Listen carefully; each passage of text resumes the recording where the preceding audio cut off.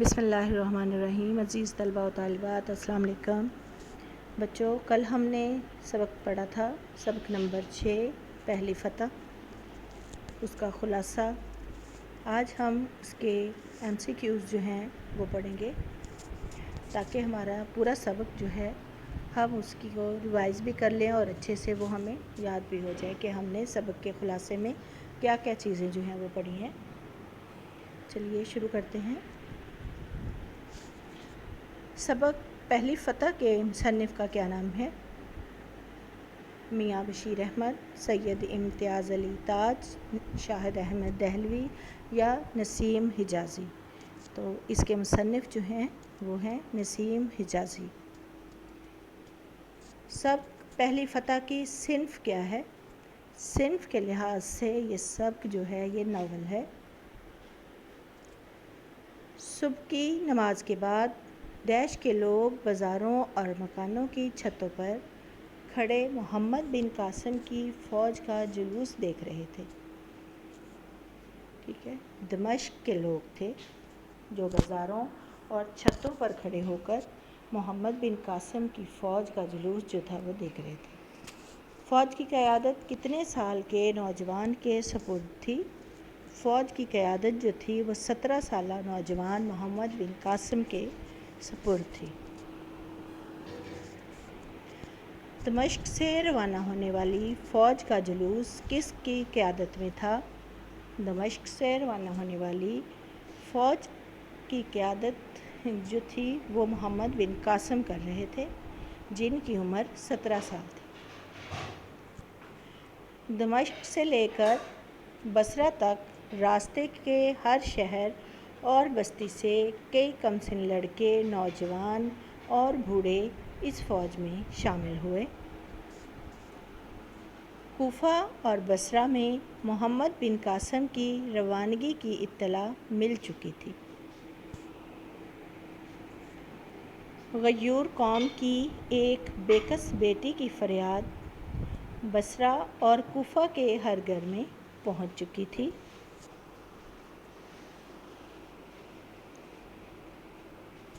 وہ خاتون جس نے حجاج بن یوسف کو خط لکھا تھا اس کا نام ناہید تھا۔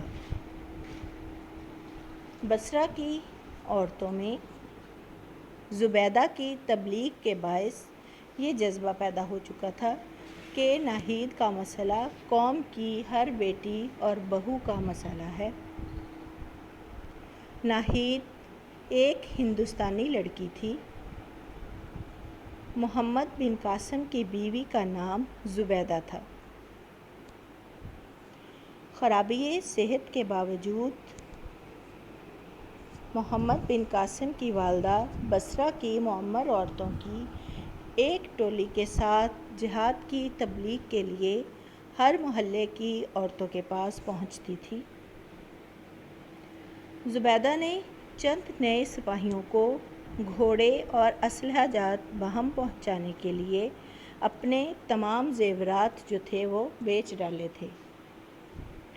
بصرہ کے تمام امیر و غریب گھرانوں کی لڑکیوں نے مجاہدین کی اعانت کے لیے بصرہ کے بیت المال کو چند دنوں میں سونے اور چاندی سے بھر دیا تھا۔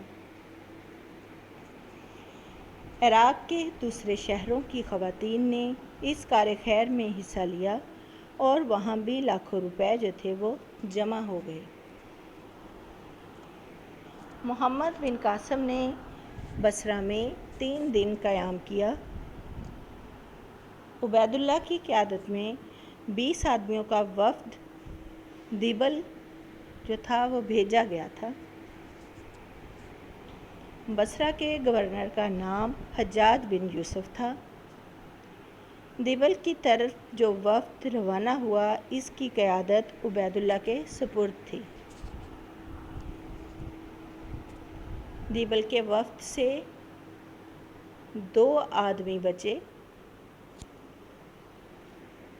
دمشق سے روانگی کے وقت محمد بن قاسم کی فوج کی کل تعداد 5000 تھی اور بصرہ سے روانگی کے وقت محمد بن قاسم کی فوج کی تعداد جو تھی وہ 5,000 سے بڑھ کر 12,000 ہو چکی تھی۔ دبل بھیجے جانے والے وفد میں 20 لوگ شامل تھے۔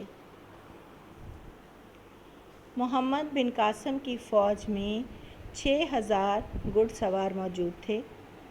محمد بن قاسم کی فوج میں پیادہ فوج جو تھی وہ 3,000 تھی۔ محمد بن قاسم کی فوج میں رست کے اونٹوں کی تعداد بھی 3,000 تھی۔ محمد بن قاسم کس راستے سے مکران پہنچے؟ محمد بن قاسم شیراز کے راستے سے مکران پہنچے تھے۔ محمد بن قاسم مکران کی سرحد عبور کرنے کے بعد لسبیلا کے پہاڑی علاقے میں داخل ہوئے۔ لسبیلا میں محمد بن قاسم کے لیے بھیم سنگھ نے بے حد مشکلات جو ہیں وہ پیدا کی۔ بھیم سنگھ کی فوج کی تعداد 20,000 تھی۔ لسبیلا کا علاقہ پہاڑی اور دشوار گزار علاقہ تھا۔ بھیم سنگھ کی فوج جو تھی وہ کس وقت حملہ کرتی تھی؟ صبح کے وقت، دوپہر کے وقت، شام کے وقت یا رات کے وقت؟ لسبیلا سندھ صوبے میں جو ہے وہ واقع ہے۔ بھیم سنگھ نے ایک مضبوط پہاڑی قلعے کو اپنا مرکز بنا کر تمام راستوں پر اپنے تیر انداز جو تھے وہ بٹھا دیے تھے۔ بھیم سنگھ کے 30-40 سپاہیوں کا گروہ اچانک کسی ٹیلے پر تیر اور پتھر برسا کر غائب ہو جاتا تھا۔ رات کے وقت پڑاؤ ڈالنے کے بعد شب خون کے ڈر سے کم از کم 1/4 فوج کو آس پاس کے ٹیلوں پر قابض ہو کر پہرا دینا پڑتا تھا۔ ایک شام محمد بن قاسم کو ایک جاسوس نے اطلاع کی کہ شمال کی طرف 20 کوس کے فاصلے پر ایک مضبوط قلعہ اس لشکر کا مستقر ہے، یعنی وہ وہاں پر جو ہے وہ قیام کر سکتے ہیں۔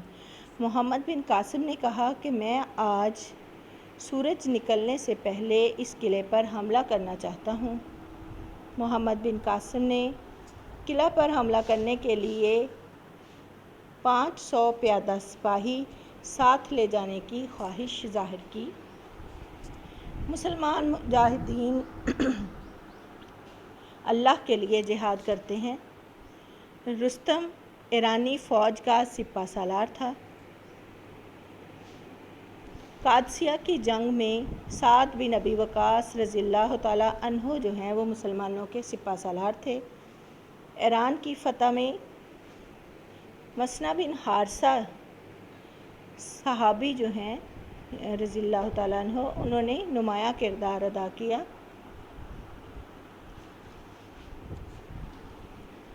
اپنی عدم موجودگی میں محمد بن قاسم نے کسے جو ہے وہ فتح کا سپہ سالار مقرر کیا؟ آپ نے محمد بن ہارون کو جو ہے وہ سپہ سالار مقرر کیا تھا۔ محمد بن قاسم کے ساتھ جانے کی زبیر نے خواہش کا اظہار کیا تھا۔ محمد بن قاسم نے کہا کہ میں دعا کرتا ہوں کہ خدا مجھے قوم کے لیے رستم نہ بنائے بلکہ مجھے مسنہ بن حارثہ بننے کی توفیق دے۔ محمد بن قاسم نے محمد بن ہارون کا نائب جو ہے وہ زبیر کو مقرر کیا۔ جی پیارے بچوں، یہ تھی ہماری آج کی مشق اور اس کے ایم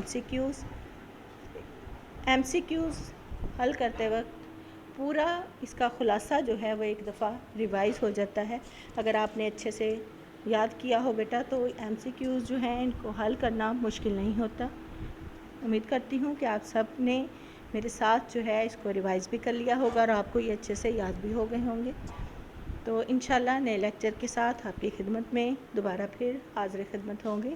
تب تک کے لیے اللہ حافظ۔